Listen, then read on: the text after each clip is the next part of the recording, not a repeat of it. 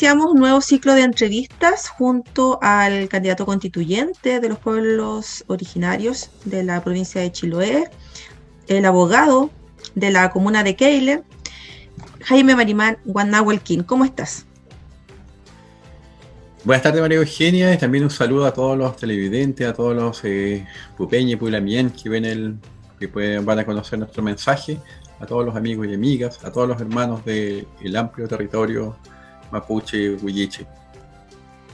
Bueno, a mí me gustaría saber cómo está la campaña, cómo ha sido el recorrido por el territorio, cómo te han recibido las distintas comunidades, cómo ha sido el diálogo que has podido sostener con los loncos, con los dirigentes y también con los propios vecinos. Ha sido una experiencia enriquecedora. Creo que esta es una oportunidad histórica y de esa forma lo estamos asumiendo y de esa forma también hemos ido tratando de transmitirla, a fin de motivar a los Peñi y Lamuen para que participemos el día 11 de abril. Y creo que es un proceso, si bien no es fácil, pero sí es un proceso que genera interés. Y ya el hecho de que existe el interés por informarse, augura que podemos tener una participación que sea significativa y representativa el 11 de abril. Bueno, yo creo que lo que están haciendo los candidatos constituyentes con los escaños reservados es bastante histórico, como decías tú también, y además tiene que ocupar bastantes redes de información, porque en la franja electoral ustedes van a tener un espacio de tiempo mucho menor a lo que van a tener candidatos, digamos, de los partidos políticos. Y sobre ello es un tema que ya seguramente se está visualizando y los mismos hermanos, hermanas, Pupeña y Pulamuen se están dando cuenta y la sociedad completa. Y bueno, quizás esto sea bueno que se dé esta forma tan visible para que la sociedad en su conjunto pueda observar, pueda palpar que los hijos de los pueblos originarios no reclamamos porque se nos ocurre o porque somos disconformes o porque no nos conformamos con nada, como dicen algunos sectores. Bueno, eso es una muestra más de cómo históricamente se ha ninguneado, cómo se ha negado la existencia de los pueblos originarios y queda de manifiesto en los espacios para hacer llegar los mensajes para participar en este proceso. Efectivamente, los pueblos originarios, los candidatos tienen 2,14 segundos. 2,14 segundos. Entonces, lo que yo digo es lo siguiente, que hagamos el ejercicio con el celular, pongamos el cronómetro y cada uno que vea qué puede decir en 2,14 segundos, qué mensaje puede entregar.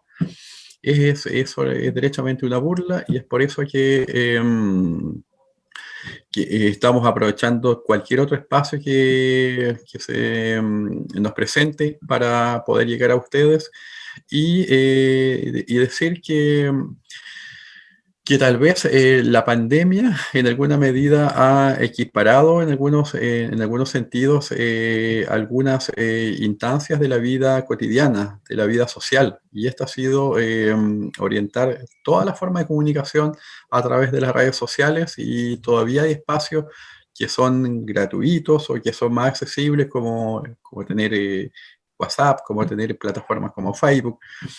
Y eso ha democratizado en alguna medida, pero en cuanto a medios de comunicación masiva y que son aquellos que tradicionalmente ve la gente en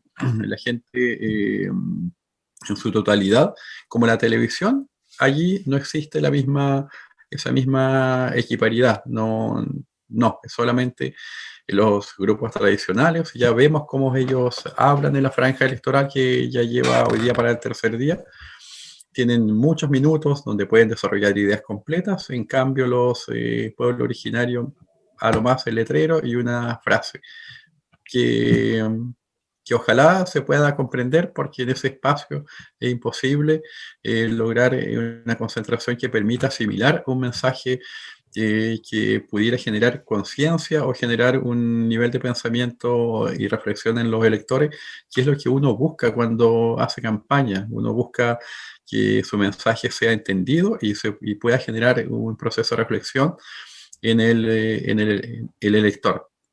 Bueno, pese a ello, también y también a la pandemia, sí has podido, digamos, dialogar con las comunidades. Yo creo que eso igual es enriquecedor para ti y en base a ello a mí me gustaría saber cuáles son las principales demandas o puntos que sienten el pueblo mapuche huilliche que está presente acá en Chiloé que deberían tocar en la futura Carta Magna.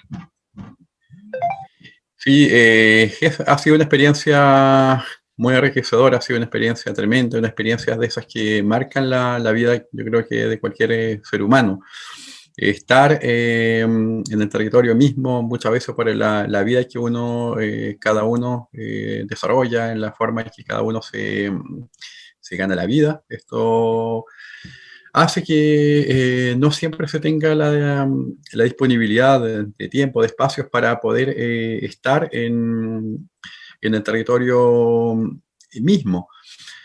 Y esta ha sido una oportunidad para conocer cómo se visualizan las demandas, qué es lo que se espera del proceso constituyente. Y hay una cosa bien clara, esto yo podría destacar tres.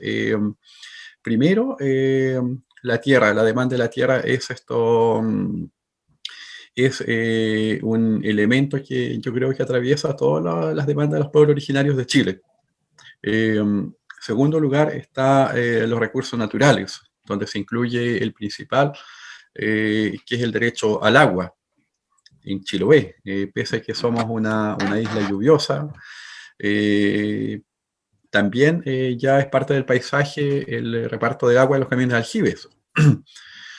Y en tercer lugar, estas reivindicaciones, muchas de nuestras autoridades, nuestras autoridades tradicionales de nuestros pueblos, lo hacen descansar en revitalizar o en estudiar la vigencia del Tratado de Tantauco.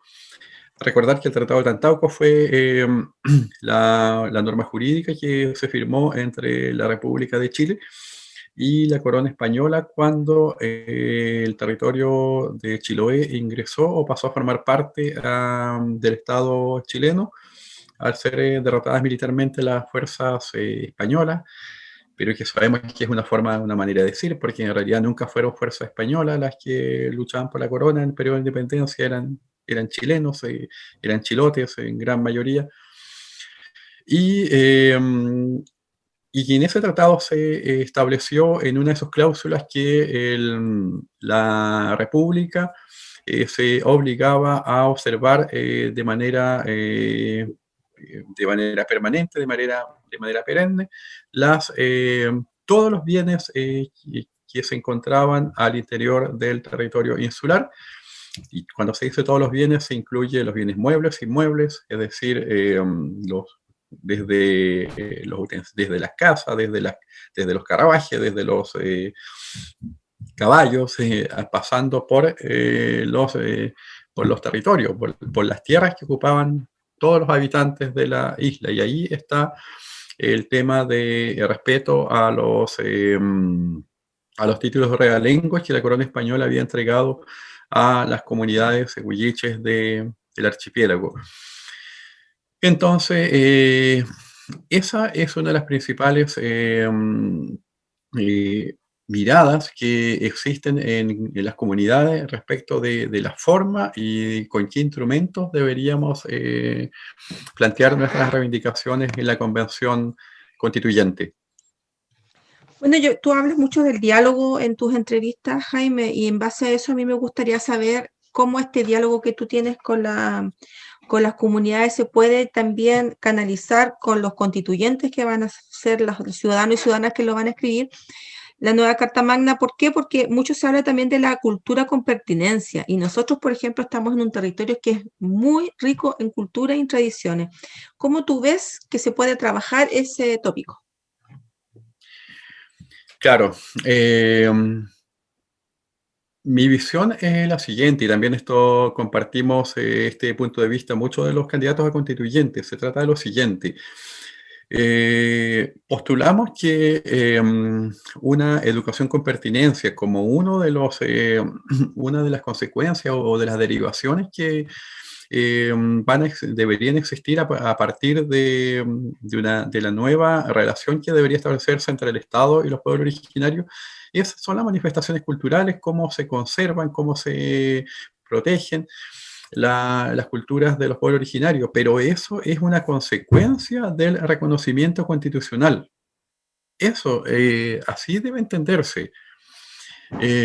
Si no hay reconocimiento constitucional, seguiríamos anclados en la misma visión monolítica del Estado chileno respecto de las culturas que son distintas a la cultura que se ha tratado de fomentar desde el inicio de la República. ¿Cuál es una cultura marcadamente occidental, marcadamente europeizante,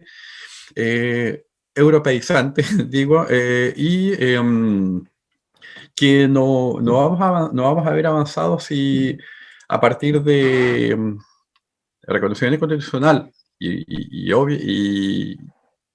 esperamos que eso derive en el reconocimiento de un Estado plurinacional. Si existe un Estado plurinacional, las manifestaciones de las formas de vida, del conocimiento, de la cultura en general, va a ser la derivación de la generación de los recursos, pero desde las propias comunidades. Vamos a un ejemplo. Hoy en día existen los planes de enseñanza intercultural en los colegios de enseñanza básica, donde se enseña la lengua. A ver, esos programas están orientados desde la mirada que se llama desde la interculturalidad, que es una visión absolutamente institucional. Es una visión de carácter institucional de un Estado que es unitario, que tiene un Ministerio de Educación que elabora los planes de estudio, pero sin la participación de quienes son los pueblos que deberían participar en la elaboración de esos planes de estudios. Solamente si existe en Chile reconocimiento constitucional a los pueblos originarios, va a existir la obligación, porque va a ser obligación legal derivada de los tratados internacionales, que estas formas de enseñanza, de planes de educación con pertinencia, sean elaborados por o al menos con una participación activa desde las representantes de los pueblos originarios. Porque de esa forma vamos a pasar desde la interculturalidad a la plurinacionalidad. La interculturalidad es lo mismo que la multiculturalidad, que ayer escuchaba a sectores de amplios espectros de la política chilena que coinciden en que el cambio que debería existir es a declarar un Estado intercultural. A ver, ya existe una política de interculturalidad y mire cómo estamos. Ya existe. Y hay sectores, candidatos presidenciales, me refiero, que escuchaba ayer, que hablan de que la Constitución debería establecer un Estado intercultural. Falta información a todo nivel. Entonces, lo que decimos es que tanto los planes de educación con pertinencia, de fomento de la cultura, de promoción de la cultura, de protección de la cultura, conservación de las manifestaciones culturales, va a surgir como la expresión, como las aspiraciones de los pueblos originarios, y no dirigido desde un ente emisor de poder central, como es el Estado de Chile a través del Ministerio de Educación, como se ha hecho hasta ahora. Perfecto. Bueno, tú hablas también de la educación intercultural, pero también está la salud intercultural. Por ejemplo, en Temuco hay un hospital, Maquehue creo que se llama, que tiene medicina tradicional, si es que mal no recuerdo, o me equivoco, no sé, pero ¿qué opinas tú de eso, de la posibilidad también de que se reconozca, digamos, la salud intercultural? Sí, también, por supuesto que también es una de las manifestaciones de nuestra sabiduría. La salud es una de las manifestaciones de la sabiduría, del conocimiento, del Kimun Mapuche Huilliche. Por lo tanto, también debe ser generada la promoción, la aplicación, la conservación de nuestra sabiduría en medicina, en salud, debe ser también lo mismo que decíamos desde el punto de vista de la educación. También debe ser generada la forma en que vamos a aplicar nuestra sabiduría, nuestro conocimiento en salud, debe ser generada también desde los territorios, desde las comunidades, desde las políticas que van a ser elaboradas por los pueblos originarios, porque vamos a desarrollar nuestra relación con el Estado chileno con autonomía, con autodeterminación. Van a existir niveles de autogobierno. Por lo tanto, en esos niveles de autonomía, autodeterminación, autogobierno, se van a elaborar las políticas de los pueblos originarios respecto de la educación, respecto de la salud, respecto de la cultura, respecto de nuestras relaciones políticas con los demás entes estatales. Y, y como manifestación del conocimiento, de la sabiduría, debe ser también aplicada desde los territorios. Lo que plantea, sí, eso sí, hoy en día existen este tipo de experiencias. Incluso hay en algunos lugares, creo que en la región metropolitana, hay una ruca al lado de un CEFAM. Creo que esa no es la forma en que los pueblos originarios aspiran a que se fomente y se valore, y en definitiva se respete su sabiduría, sus conocimientos. La salud debe ser entregada en los territorios de los pueblos originarios. Allí debemos tener la autonomía, debemos tener las facultades para poder implementar la forma, los mecanismos en cómo vamos a aplicar nuestros conocimientos en salud. Y así como nosotros vamos al CEFAM, los demás, estos miembros de la sociedad, porque obviamente jamás estamos pensando en que vamos a fomentar nuestros conocimientos en salud para aplicarlo solamente a los miembros del pueblo originario, y para ponerlo a disposición de la sociedad en su conjunto. Entonces son los demás miembros de la sociedad quienes acuden a los centros de salud de los pueblos originarios, ya sea que esté ubicado en sectores rurales o urbanos. Es así, dentro de los territorios, pero no asimilándolo, porque estos ejemplos que se citan, una ruca al lado de un CEFAM, un hospital al lado de otro hospital, no es más que manifestaciones de una visión, nuevamente, de una visión monolítica que se expande desde el órgano representante del poder institucionalizado, que es el Ministerio de Salud. Yo desconozco cómo se han elaborado las políticas de salud de los pueblos originarios, cuál es la instancia en que se ha elaborado. Creo que no existe eso, no ha sido un proceso de deliberación con autonomía que se haya desarrollado en conjunto con los diversos pueblos originarios de Chile. Creo que eso no existe porque la instancia no existe. Y solamente va a existir tal instancia en la medida que los pueblos originarios tengan autonomía. Bueno, la medicina tradicional mapuche huilliche está presente, yo creo que en todo el quehacer de nosotros los chilotes. Uno de chica ve cómo para algunas dolencias que uno tiene, la abuelita te preparaba alguna hierba y eso, uno va creciendo también con esos saberes y claro, y eso viene justamente de los saberes de las comunidades indígenas. Sí, por supuesto. Yo recuerdo una conversación, escuché una conversación que la repetía y ahora cito el origen. Escuché una conversación hace un tiempo, a propósito, nos estaba conversando del conocimiento, salud de los pueblos originarios. Decía lo siguiente, que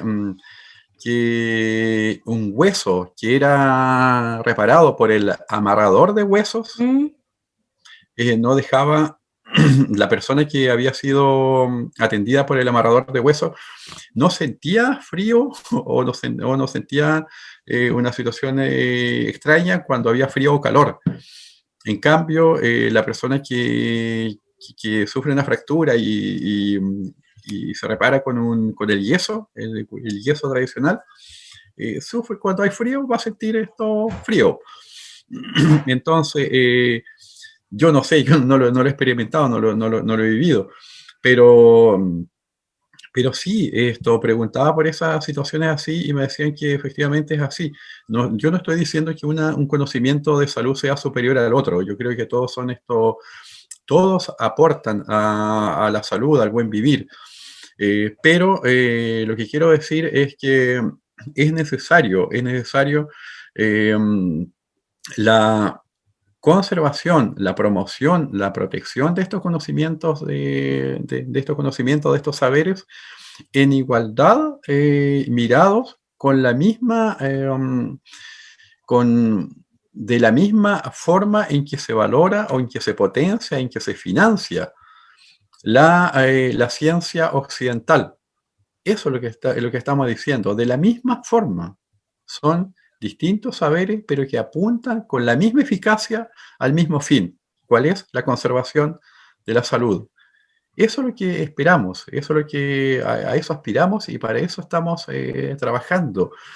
Hay que tener también presente que a medida que avanza la historia, avanza el curso de la sociedad, y cada vez con más, teniendo más acceso a información, se va perdiendo estos saberes, esta sabiduría.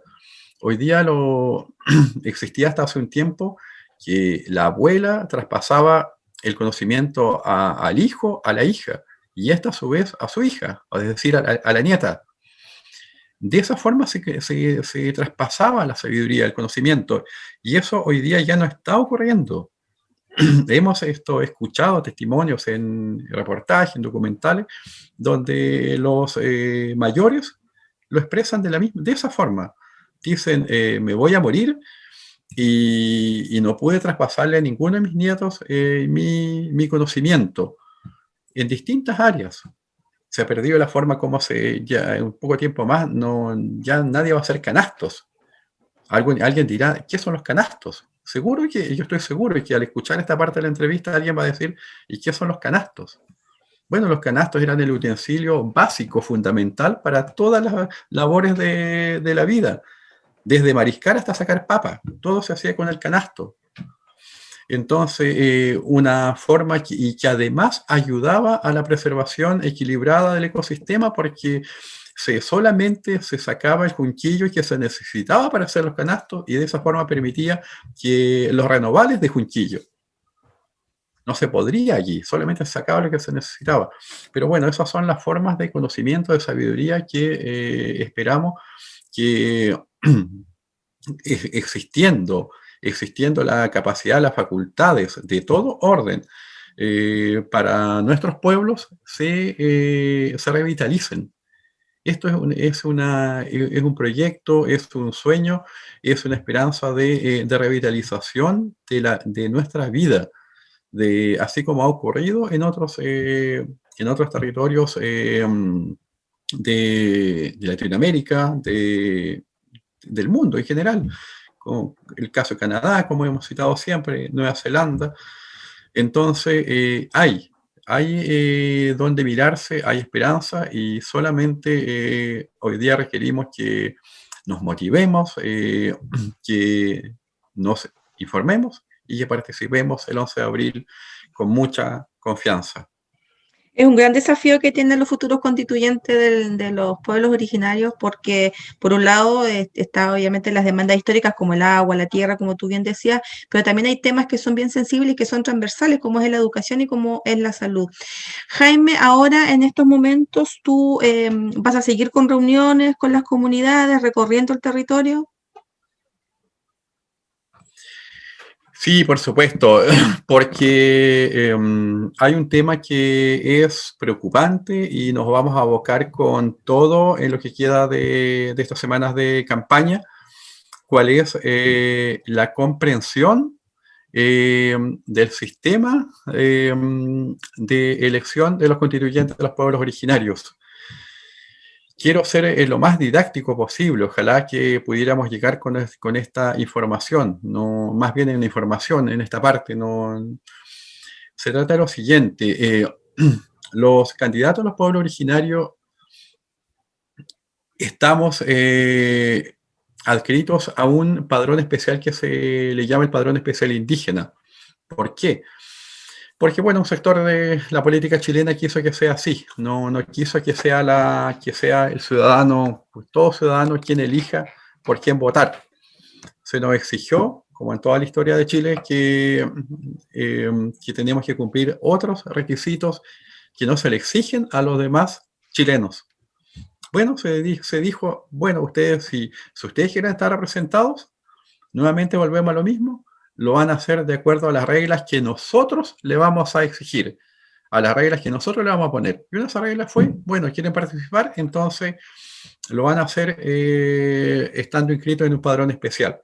Este padrón ya lo elaboró el Estado, y en la provincia de Chiloé supera los 40.000 electores.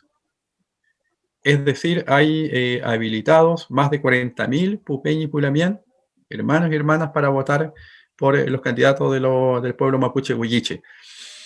Como el 25% de la población total, entonces, de Chiloé, más o menos. Sí, debe ser eso, pero solamente como detalle, mire, para tener una idea. Ancud y Castro casi coinciden en el electorado mapuche huilliche, en 10.000 y tanto, 10.200, 10.100. Quellón a punto de alcanzar los 10.000, 9.778. Allí solamente en las tres ciudades más grandes de la provincia de Chiloé tenemos más de 30.000. Sumamos las otras 7, los padrones de las otras 7 comunas del archipiélago, superamos los 40.000. Entonces, el día 11 de abril, solamente llevar la cédula de identidad, solamente eso. No hay que llevar certificado de la CONADI, nada más, ningún otro documento. Tampoco es requisito estar inscrito en comunidades indígenas, tampoco eso.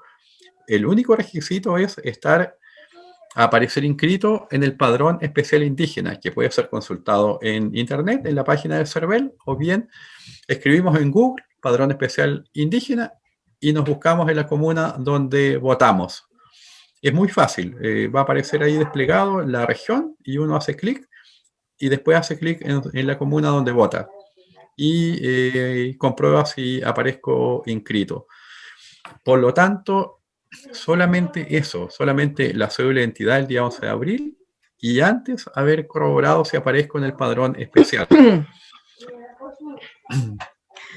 Perfecto, Jaime, muchas gracias por la información que nos has compartido hoy día. Siempre es bueno recordar, digamos, por cómo son las elecciones, tanto para las personas que van a votar por constituyentes de los distritos como también de los escaños reservados.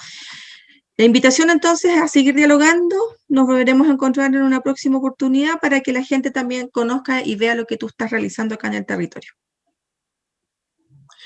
Muchas gracias y nuevamente a informarse y vamos a seguir conversando. Un saludo fraterno a todos los Peñilamien, a todos los hermanos y hermanas.